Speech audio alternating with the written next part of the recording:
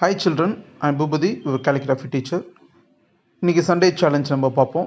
இன்னைக்கு நேதாஜி சுபாஷ் சந்திர போஸோட கோட்ஸ் எல்லாம் இன்னைக்கு எழுதலாம் அப்படின்ட்டு இருக்கேன் நான்.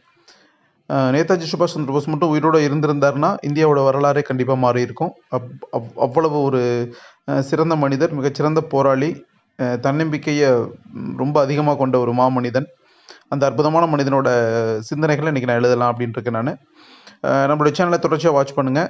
இது அக்டோபர் மந்த் சேலஞ்ச். உங்களுக்கு எல்லாத்துக்கும் தெரியும், இந்த மந்த் முடிவில் நான் சிறப்பாக எழுதுகிற ஒரு 5 பேர்த்துக்கு நான் ரேசி கேலிகிராஃபி மூலமாக டிஷர்ட் வழங்கலாம் அப்படின்னு இருக்கேன் நான்.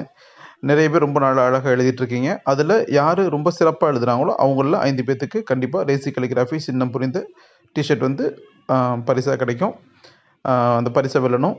இந்த சேனல் உங்களுக்கு பிடிச்சிருந்துச்சுன்னா உங்கள் நண்பர்களுக்கு நீங்கள் ஷேர் பண்ணுங்கள். கேலிகிராஃபி கற்றுக்கணும்னு ஆர்வத்தோடு இருக்கிற ஒரு குழந்தைக்கு இந்த சேனல் சென்றடைஞ்சிச்சுன்னா அதுதான் இந்த சேனலுடைய ஆக சிறந்த வெற்றியை நான் பார்க்குறேன். அந்த வெற்றி கண்டிப்பாக உங்கள் மூலமாக சாத்தியப்படணும். நிறைய பேர் எனக்கு தொடர்பு கொண்டு வாட்ஸ்அப்பில் சென்ட் பண்ணுறாங்க, சார் என்ன நான் ரொம்பவே அழகாக எழுதியிருக்கேன்னு. முகம் தெரியாத மனிதர்கள் நிறைய பேர் என்னை தொடர்பு கொள்கிறாங்க. ரொம்ப மகிழ்ச்சியாக இருக்குது. இந்த நேரத்தில் நான் ஒரு மகிழ்ச்சியான செய்தியை நான் உங்கள்கிட்ட பகிர்ந்துக்கலாம் அப்படின்னு நான் விரும்புகிறேன். நான் நம்மளுடைய ரேசி கேலிகிராஃபியை சேனலை பார்த்த மும்பையில் இருக்கிற ஒரு நிறுவனம் நம்மளை வந்து சவுத் இந்தியாவில் இருக்கிற குழந்தைகளுக்கு சொல்லிக் கொடுக்க முடியுமா அப்படின்ற மாதிரி மெயில் பண்ணியிருந்தாங்க. நானும் வில்லிங் கொடுத்துருக்கேன். நான் அப்படி ஒரு சூழல் வந்து அது கிளிக் ஆச்சு அப்படின்னா ரேசி கேலிகிராஃபி சவுத் இந்தியாவில் இருக்கிற மற்ற மாநிலங்களில் இருக்கிற மாணவர்களுக்கும் சொல்லிக் கொடுக்கறதுக்கான ஒரு வாய்ப்பு கிடைக்கும். அந்த வாய்ப்பு சிறப்பாக இருக்கும், அமையும் அப்படின்னு நான் நம்புகிறேன். நம்ம அடுத்தடுத்த நிலைக்கு நம்ம அப்படியே போய்கிட்டுருப்போம். கண்டிப்பாக நம்மளுடைய தொடர்ச்சியான கையெழுத்துக்கள் எல்லாம் மாற்றம் எப்போ ஏற்படும்னா தொடர்ச்சியான ப்ராக்டிஸ் மூலமாக தான்.